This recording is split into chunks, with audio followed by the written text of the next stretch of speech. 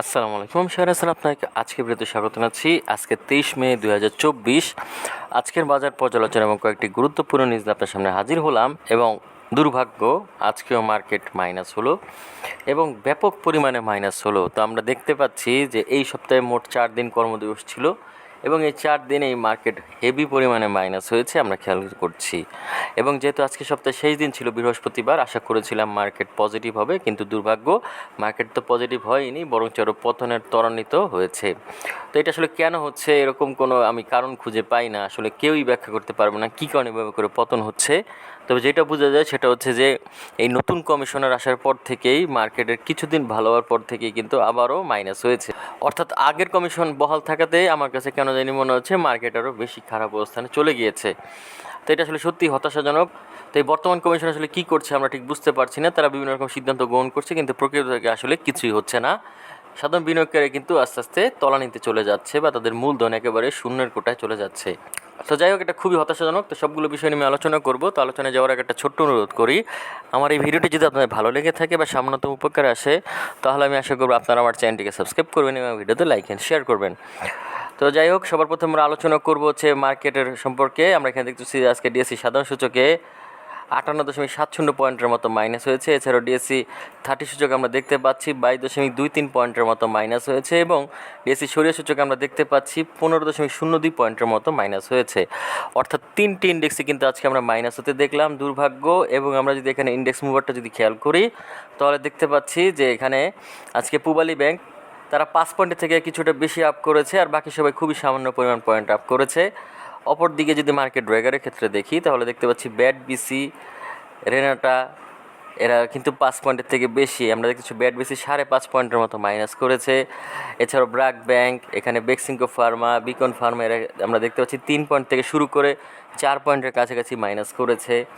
এছাড়াও মাইনাসের পরিমাণটা আসলে হিউজ পরিমাণ, আসলে ভাষায় প্রকাশ করার মতো নয়। এখানে আমরা দেখতে পাচ্ছি বড় বড় কোম্পানিগুলো বেশি পরিমাণ পয়েন্ট মাইনাস করেছে। এরপর আমরা যদি এখানে ট্রেড স্টেট শেয়ার যদি আলোচনা করি, তাহলে দেখতে আজকে 41টি শেয়ার আপ হয়েছিল, অপরটি ছিল 28টির এবং পতন ঘটেছিল 318টির। এবং আমরা যদি এখানে টাকা অঙ্কের লেনদেনটা যদি খেয়াল করি, তাহলে দেখতে পাচ্ছি যে বিগত দিন তুলনায় আজকে কিন্তু হিউজ পরিমাণে মাইনাস, প্রায় 90 কোটি টাকার মতো কিন্তু টাকা অঙ্কের লেনদেন কমে গিয়েছে। আমরা দেখতে পাচ্ছি আজকে 505.967 কোটি টাকার মতো লেনদেন হয়েছে, যেটা সত্যি হতাশাজনক। একই সাথে সাথে পয়েন্ট এবং লেনদেন উভয়ই কিন্তু কমতে শুরু করেছে, যেটা আসলে সত্যি হতাশাজনক এবং চিন্তার একটা কারণ আগামী দিনের জন্য। এরপর আমরা এখানে দেখতে পাচ্ছি টপ গেনের আজকে নিউ লাইন ক্লোথিং, এটা আজকে হল্টেড হয়েছে। এছাড়াও অ্যাক্টিভ ফাইন কেমিক্যালও হল্টেড হয়েছে, আর বাকি সবাই খুবই সামান্য পরিমাণ আপ হয়েছে। অপরদিকে আমরা যদি লুজারের ক্ষেত্রে দেখি, তো লুজারের ক্ষেত্রে আসলে কী বলবো, এখানে সবই তো আসলে লুজারের শীর্ষে রয়েছে এবং বেশিরভাগই হল্টেড অবস্থানে রয়েছে, বা সবই হল্টেড বলা যায়। যেহেতু 3% পর্যন্ত পতন ঘটতে পারে, তো সেই বিষয়ে আমরা দেখতে সবই 3% বা 3%-এর কাছাকাছি পতন ঘটেছে, বা আমরা বলতে পারি যে বায়ার হল্টেড হয়ে গিয়েছে। এরপর আমরা এখানে দেখতে পাচ্ছি যে যদি টাকার অঙ্কের লেনদেনটা খেয়াল করি, তাহলে দেখতেছি আজকে টাকার অঙ্কের লেনদেনে ওরিয়ন ফার্মা ভালো লেনদেন হয়েছে, তবে অনেক বেশি যে ভালো হয়েছে বিষয়টা এরকম নয়, মোটামুটি ভালোই বলা যায়। এছাড়াও লাভেলও মোটামুটি ভালো হয়েছে লেনদেন, আর বাকি সবাই খুবই সামান্য পরিমাণ লেনদেন হয়েছে টাকার অঙ্কে। এরপর আমরা যদি এখানে মার্কেট ম্যাপটা নিয়ে যদি আলোচনা করি, তাহলে দেখতেছি মার্কেট ম্যাপে আজকে কোনো সেক্টরই ভালো অবস্থানে নেই। আসলে দেখতে হবে খারাপ অবস্থানে রয়েছে কোনটা বেশি আর কি খারাপ, আর এখানে বলতে হবে যে কোনটা মন্দের ভালো অবস্থানে রয়েছে সেটা। যেমন আমরা দেখতে পাচ্ছি যে খারাপের অবস্থানে আমরা যদি খেয়াল করি, এখানে আইটি সেক্টরটা বেশি খারাপ করেছে।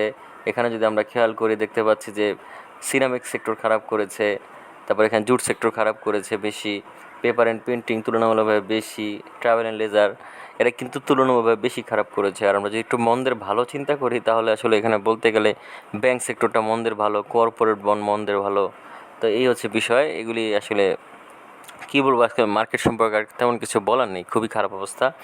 এবং আমরা যদি এখানে ব্লক মার্কেটটা নিয়ে যদি আলোচনা করি, তাহলে দেখছি ব্লক মার্কেটে আজকে ইউনিলিভার কনজিউমার কেয়ার খুবই ভালো লেনদেন হয়েছে। এছাড়া ব্যাট বিসি ভালো লেনদেন হয়েছে ব্লক মার্কেটে, এসিআই অনেক ভালো লেনদেন হয়েছে ব্লক মার্কেটে। এরপর আমরা যদি এখানে খেয়াল করি, এখানে মেঘনা সিমেন্ট মোটামুটি ভালো তুলনামূলকভাবে বলা যায়, আগেরগুলোর তুলনায় একটু কমই বলা যায়, তবে সেই হিসেবে ভালোই লেনদেন হয়েছে বলা যেতে পারে। আর বাকি সবাই খুবই সামান্য লেনদেন হয়েছে ব্লক মার্কেটে। তো আপনারা চাইলে এই সকল শেয়ারগুলোর প্রতি নজর রাখতে পারেন ব্লক মার্কেটে। এখান থেকে আপনারা ভালো কিছু গেইন করতে পারবেন বলে আশা করি, দীর্ঘমেয়াদে যদি আপনারা বিনিয়োগ করতে পারেন। তবে একটা বিষয় হচ্ছে, বর্তমানে কিন্তু বড় বড় কোম্পানিগুলো অর্থাৎ বিগ ক্যাপিটালের কোম্পানিগুলোই মাইনাস হচ্ছে, যেটা সত্যিই হতাশাজনক, বা আমরা বলতে পারি যে এটা একটা অ্যালার্মিং সিচুয়েশন। কারণ এই বিগ ক্যাপিটালের শেয়ারগুলো হচ্ছে ফান্ডামেন্টালি স্ট্রং শেয়ার। এগুলি কিন্তু আসলে আপ হওয়া উচিত ছিল বা নিজের পক্ষে অপরিবর্তিত থাকা উচিত ছিল, কিন্তু সেটা না হয়ে বর্তমানে দেখতে পাচ্ছি আমরা জেড ক্যাটাগরি বা দুর্লভমূল্যের শেয়ারগুলো কিন্তু বৃদ্ধি পাচ্ছে, অপরদিকে কিন্তু ভালো শেয়ারগুলো কিন্তু আস্তে আস্তে পতন করছে, যেটা সত্যি আসলে দুঃখজনক ঘটনা। তো যাই হোক, তারপরেও বিনিয়োগ করার ক্ষেত্রে জেনে বুঝে বিনিয়োগ করতে হবে, আদারওয়াইজ কিন্তু আপনারা চরম পর্যায়ে ক্ষতিগ্রস্ত হবেন। এবং একটা বড় বিষয় হচ্ছে, মার্জিন লোন নিয়ে কিন্তু ব্যবসা করা উচিত নয়, করলে অবশ্যই ক্ষতি হওয়ার সম্ভাবনা রয়েছে। তো যাই হোক, এই ছিল মোটামুটি বাজার অবস্থা। এখন চলে যাবো কয়েকটি গুরুত্বপূর্ণ নিউজে। তো প্রথমে আমরা যেই নিউজটি নিয়ে আলোচনা করবো সেটা হচ্ছে পতনের তাণ্ডবে শেয়ার বাজার লণ্ডভণ্ড। তো আমরা দেখতে পাচ্ছি আজকেও মার্কেট টানা পতন ঘটলো, এবং পতন ঘটে আমরা এই 4 কর্মদিবসে দেখতে পাচ্ছি ঢাকা স্টক এক্সচেঞ্জ পয়েন্ট কমেছে 179 পয়েন্ট, যেটা সত্যি হতাশাজনক। তো এইভাবে করে চলতে থাকলে তো আসলে মার্কেট ধরে রাখা সম্ভব হবে না, এবং বিনিয়োগকারীদের আস্থাও চলে যাবে। এবং এখন সাধারণ বিনিয়োগকারী কিন্তু ভাবতে শুরু করেছে যে কেন তারা বিনিয়োগ করেছেন শেয়ার মার্কেটে। এর থেকে যদি লস করে বাইরে বেরিয়ে এসে যে অন্য কোনো ব্যবসায় টাকা ইনভেস্ট করতেন, তাহলেও হয়তো ভালো কিছু করতে পারতেন বলেই তারা মনে করছেন। তবে অনেকের ধারণা মার্কেট আবার ঘুরে দাঁড়াবে, তবে কতদিনের জন্য ঘুরে দাঁড়াবে এটা হচ্ছে বড় বিষয়। এরকম হতে পারে একদিনের জন্য ঘুরে দাঁড়াতে পারে, যেটা আমরা অতীতেও দেখেছি, 2 দিনের জন্য ঘুরে দাঁড়াতে পারে। তো এভাবে কম বেশি ঘুরে দাঁড়ালে তেমন কোনো উপকার হবে না মার্কেটের জন্য। তো এই জন্য আমি মনে করি যে মার্কেটে যারা কর্তা ব্যক্তি রয়েছে বা বড় বড় বিনিয়োগকারী যারা রয়েছে, তারা যদি মার্কেটে হাল না ধরেন, তাহলে আমি মনে করি মার্কেটকে বন্ধ করে দেওয়া উচিত। আবারও হয় ফ্লোর প্রাইস দেওয়া উচিত, না হয়তো মার্কেটকে বন্ধ করে দেওয়া উচিত, আর না হলে মার্কেটে নতুন করে বিনিয়োগ আনা উচিত, যাতে করে মানুষ আসলে আস্থা ফিরে পায়। নাহলে কিন্তু এভাবে করে মার্কেট চলতে থাকলে আমার কাছে খুব মনে হচ্ছে 5,500 পয়েন্ট তো অতিক্রম করেছে, এখন মনে হচ্ছে 5,000 পয়েন্ট অতিক্রম করতে পারে যে কোনো দিনে। এবং এটা হলে কিন্তু শেয়ার মার্কেটে চূড়ান্ত একটা সর্বনাশ হয়ে যাবে বলে আমি মনে করি। এরপর দ্বিতীয় যে নিউজটি নিয়ে আলোচনা করবো সেটা হচ্ছে ব্যাপক দরপতনে আলো ছড়ালো 2 কোম্পানি। তো মূলত আজকে 2টি কোম্পানি ভালো বৃদ্ধি পেয়েছে এই পতনের মার্কেটে, এবং সেই 2টি কোম্পানি কারা আমরা একটু এক নজর দেখে নিই। তারা হচ্ছে নিউ লাইন ক্লোথিং এবং অ্যাক্টিং ফাইন। তারা কিন্তু আজকে হল্টেড হয়েছে।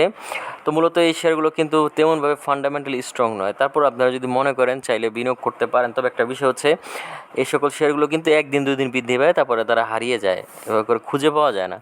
বর্তমানে আসলে কোনো আপট্রেন্ডিং শেয়ার নেই, তো সেই ক্ষেত্রে আপনারা আসলে জেনে বুঝে বিনিয়োগ করা ছাড়া কোনো উপায় নেই, কারণ এই শেয়ারটা হয়তো আগামী দিন নাও বাড়তে পারে বা পতন করতে পারে। তো সেই ক্ষেত্রে কিন্তু আপনারা ক্ষতিগ্রস্ত হবেন। এর জন্য আপনাদেরকে বলবো জেনে বুঝে তারপরে বিনিয়োগ করাই হচ্ছে শ্রেয়। যাই হোক, এর পরবর্তীতে আমরা যেই নিউজটি নিয়ে আলোচনা করবো সেটি হচ্ছে 10 কোম্পানি চাপে শেয়ার বাজার লাগামহীন। তো মূলত আজকের এই পতনের কারণটা হচ্ছে 10টি বড় বড় কোম্পানির পতন।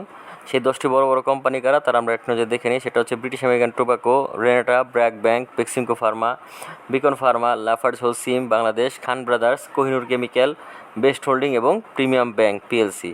তো মূলত এই শেয়ারগুলোর আজকে এই হিউজ পরিমাণ পতনের কারণে কিন্তু আজকে পয়েন্ট বেশি পতন হয়েছে, এবং বেশিরভাগ শেয়ারই আজকে মাইনাস হওয়াতে কিন্তু শেয়ার মার্কেটের একদম দৈন্যদশা চূড়ান্ত পর্যায়ে এসে পৌঁছেছে। তো যাই হোক, আসলে কী বলবো, দুঃখের কথা। আপনারা জেনে বুঝে বিনিয়োগ করবেন, এটাই হচ্ছে আপনাদের প্রতি আমার প্রত্যাশা, এবং দীর্ঘমেয়াদে বিনিয়োগ করবেন। আসলে ব্যাপারটা হচ্ছে কি, এখন এরকম একটা পরিস্থিতি হিসেবে দাঁড়িয়েছে যেটা হচ্ছে জেনে বুঝে বিনিয়োগ করাও আসলে ঝুঁকিপূর্ণ হয়ে গিয়েছে, কারণ অনেক ভালো ভালো শেয়ার বর্তমানে কিন্তু মাইনাসের ধারায় রয়েছে। তো সেই ক্ষেত্রে আসলে এভাবে করে বলা যায় না যে কোন শেয়ারটি বর্তমানে ভালো করবে। তবে অপেক্ষা করলে দীর্ঘমেয়াদে এই শেয়ারগুলোই ভালো করবে, যেগুলো আসলে ফান্ডামেন্টালি স্ট্রং, সেই শেয়ারগুলোই কিন্তু একদিন ভালো করবে। তো সেই পর্যন্ত আসলে অপেক্ষা করতে হবে।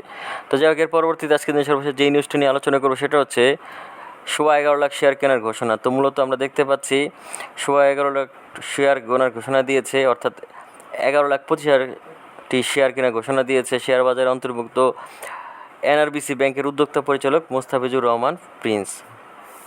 তো মূলত আসলে তিনি 11 লাখ বা আমরা বলতে পারি 11.5 লাখ শেয়ার ক্রয় করছেন, অর্থাৎ বাজার থেকে এত হিউজ পরিমাণ একটা শেয়ার কমে যাবে। তো সেই ক্ষেত্রে এই কোম্পানিটির ভালো একটা অবস্থা আসার সম্ভাবনা রয়েছে, এবং এই কোম্পানির কিন্তু ভালো লেনদেন শুরু হতে পারে। কারণ হচ্ছে আমরা দেখতে পাচ্ছি যে আগামী 30 কর্মদিবসের মধ্যে ডিএসসির পাবলিক মার্কেট থেকে এই হিউজ পরিমাণ শেয়ার কিন্তু ক্রয় করবেন। তো সেই ক্ষেত্রে পাবলিক মার্কেটে এই শেয়ারটি একটা চাপ বৃদ্ধি পাবে আশা করা যাচ্ছে। এবং সাধারণ বিনিয়োগকারীরা লাভবান হবেন বলে মনে করি। তো যাই হোক, এই ছিল মোটামুটি আজকের বাজার পর্যালোচনা এবং কয়েকটি গুরুত্বপূর্ণ নিউজ। আশা করি এই বাজার পর্যালোচনা এবং নিউজ আপনার ভালো লেগেছে। যদি ভালো লেগে থাকে বা সামান্যতম উপকার আসে, তাহলে আমি আশা করব আপনারা আমার চ্যানেলটিকে সাবস্ক্রাইব করবেন এবং আমার ভিডিওতে লাইক এন্ড শেয়ার করবেন। তো যাই হোক, আজকের বিষয়ে একটা কথা বলুন, আজকে এখানেই বিদায় নিচ্ছি। আগামীতে দেখা হবে নতুন কোনো ভিডিও নিয়ে। সে পর্যন্ত আল্লাহ হাফেজ, আসসালামু আলাইকুম।